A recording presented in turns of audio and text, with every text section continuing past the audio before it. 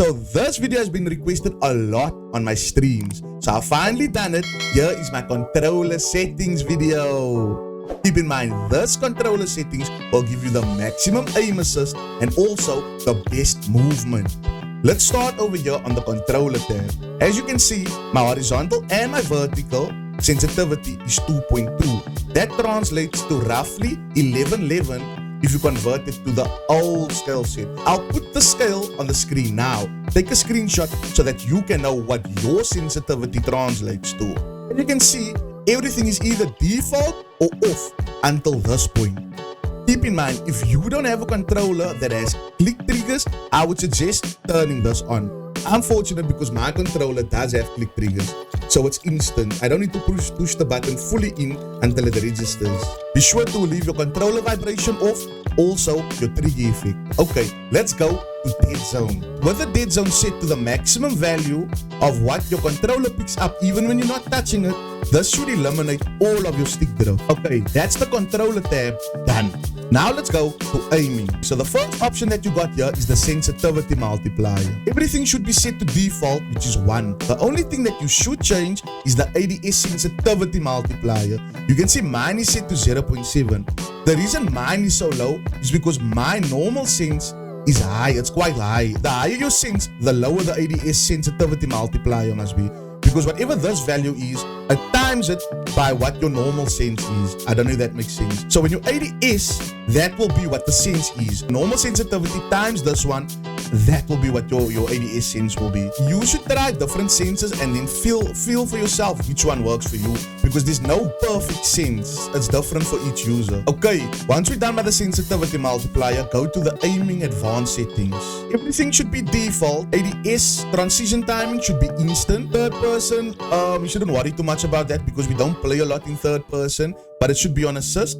And then your aim response curve, this is very important. This must be on dynamic. This is the best far with regard to aim assist. This gives you the maximum aim assist. And another note, just be sure that your target aim assist is on. Believe me, I've seen people forget to put this setting on, and this is the whole setting to put aim assist on and off. So please check that it's on. It should be on, not off. You might not have this setting, but the motion sensor tabs should be off, and then I don't even touch this thing. I just put everything off. So the general rule of thumb is anything that can influence your aim, just put it off. Now let's go over to the movement tab. On sprint assist, put this to tactical sprint assist. Sprint assist delay, make this 1. Sprint assist sideways and backwards, put both of that on.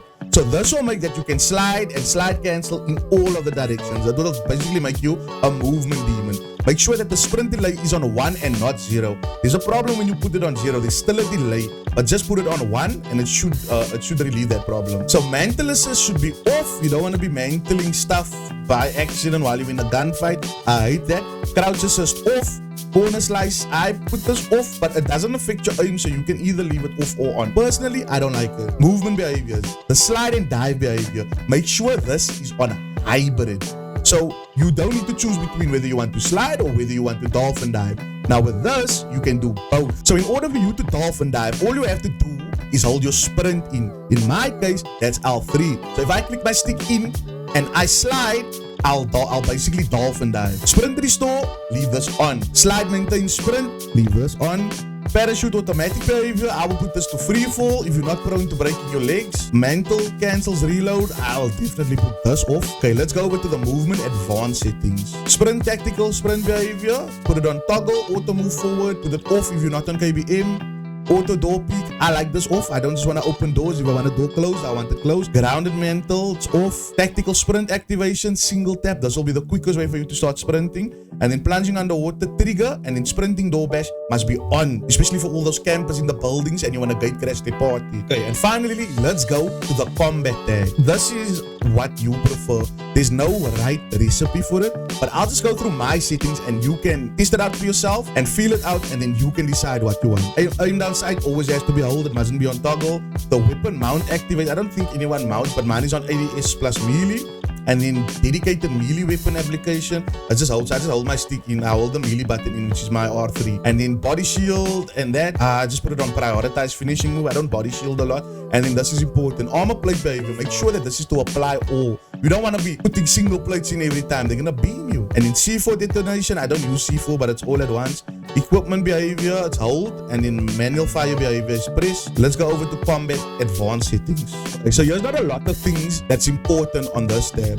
So the only important thing here is the interact/reload behavior. Make sure that it's prioritized interact. So you can loot fast without having to hold your button in before picking up something.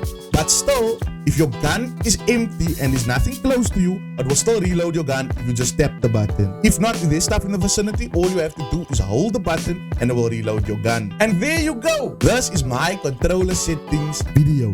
I hope you enjoyed it.